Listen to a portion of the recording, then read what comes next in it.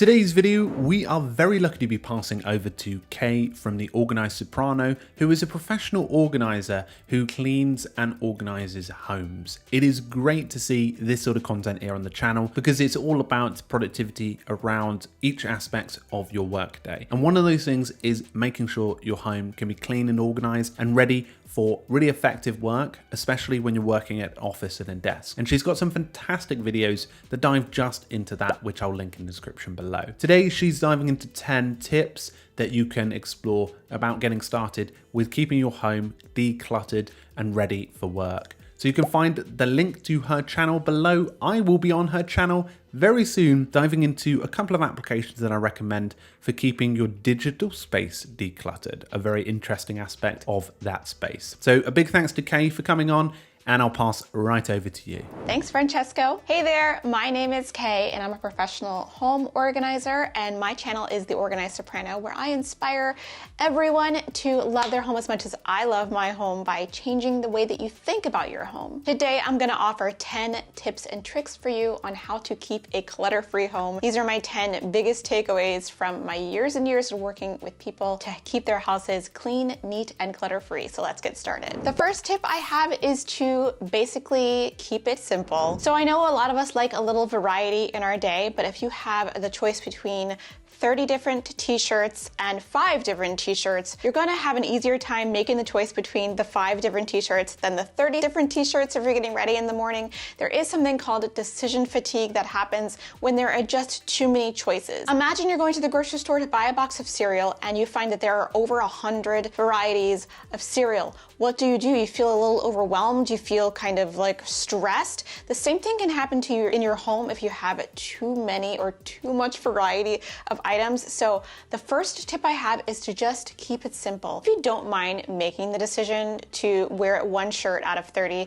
that works for you. But if you can reduce the number to where you don't feel stressed when you have to make a decision, that's really gonna help, because this decision fatigue can actually add up through the day and add a lot of stress to your day and you don't even realize it. So keeping it simple can help you actually keep a clutter-free home by just reducing the amount of decisions you have to make every day. My next tip is the golden rule of organizing, and that is everything in your home must have a home. This sounds very overly simplistic, but it is the golden rule of home organizing. If you don't have a place for the scissors, if you don't have a place for shoes, if you don't have a place for that video game that you bought from the store, you either don't have room for it or you have to make room for it. We can actually turn this over on its head, and instead of saying everything needs a home, you need to be able to put everything away. So if there's a pile of things in your home that you cannot put away, I challenge you to either declutter these items or find a place for them to live permanently. Number 3 goes along with having a home for everything, and that is practicing mindful shopping. What is mindful shopping, you may ask? Mindful shopping is the act of shopping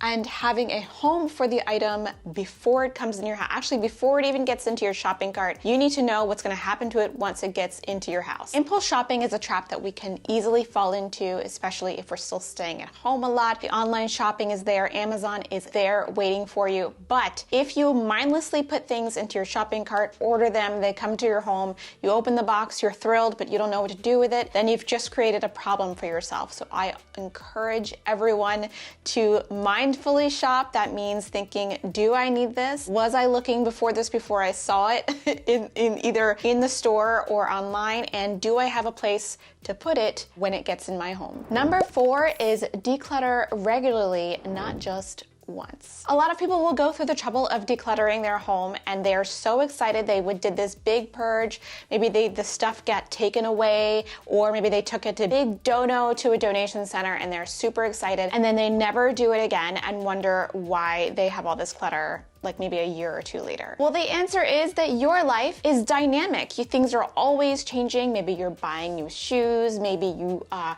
interested in sewing now, but you were interested in skiing before, and all of a sudden these skis, you don't need them anymore. So there's just a need to declutter more than once a year at least. I always tell my clients to practice seasonal decluttering. That way, if they've used winter coats all season, they can go through the coats at the beginning of the spring and find out which ones they want to keep for next year and which ones they want to pass on to someone else. So I say your life is dynamic and so should your decluttering habits be. Number 5 is choosing quality over quantity. It may hurt your wallet a little bit to pay more for one item one time, but I can assure you it definitely hurts more to pay less for one item 5 or 6 times or maybe even 10 times. It has never really benefited me to cheap out on any particular item that I'm going to keep for a long time because things fall apart, they don't last. Another benefit of choosing quality over quantity is that if items are worth more, like if you paid more for something,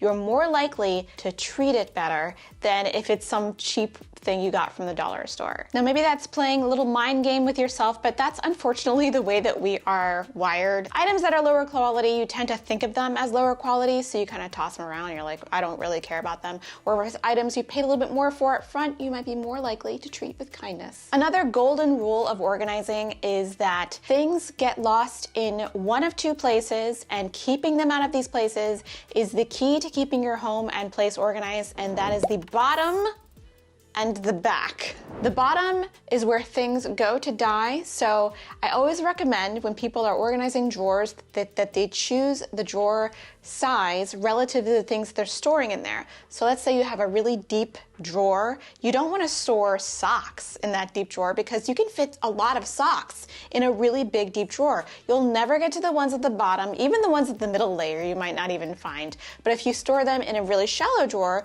in one layer, you'll always be able to see every single pair of socks. So this applies to the back as well. I always implement the magic of turntables. That way nothing is ever in the back because you just spin the table around and what was in the back before is suddenly in the front. So just don't let things get lost in the bottom or in the back and you'll be good to go. The other really weird secret to a clutter-free home is a do-it-now mentality. And the do-it-now mentality is for lazy people like me. If I have a choice between putting away the dishes now and putting away the dishes later, I will always do it now because later is for chilling. Because if I do this action now, I don't have to do it later. I can just chill later, play some video games, hang out, and that is why I say that I am organized just because I'm lazy, not because I'm, motivated.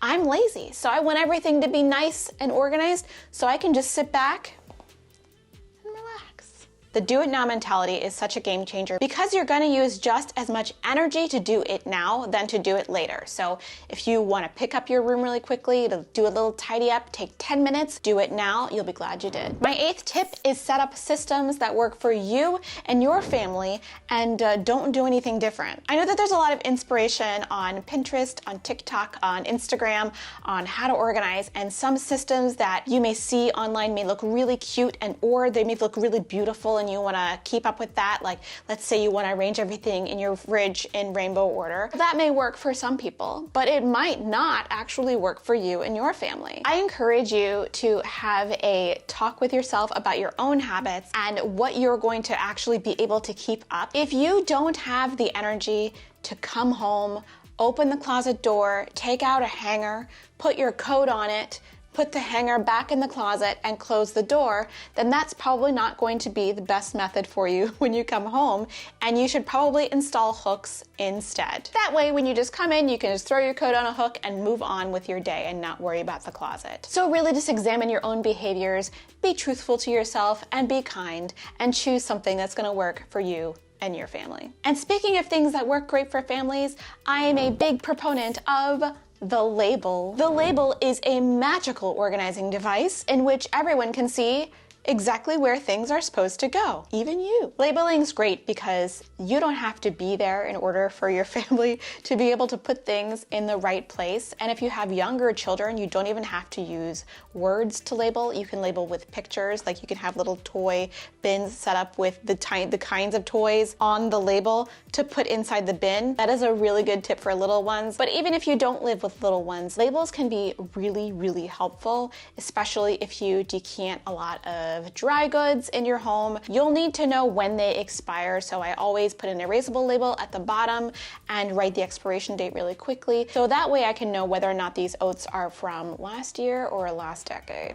And the last tip I have is to be very deliberate about the belongings that are in your house. You have a finite amount of energy, and the things that you live with should be things that you love, things that are necessary for everyday life, or things that just make you feel happy, and there's no room for anything else. You're already so busy. I know that everyone has so much going on, and you have a relationship with every item in your home. So be deliberate that every relationship between your items and you is a healthy one. If you think something in your house is junk and you get stressed out when you look at it, it's gotta go. Okay, well, those are my tips for keeping an organized and clutter-free home. I hope they were helpful.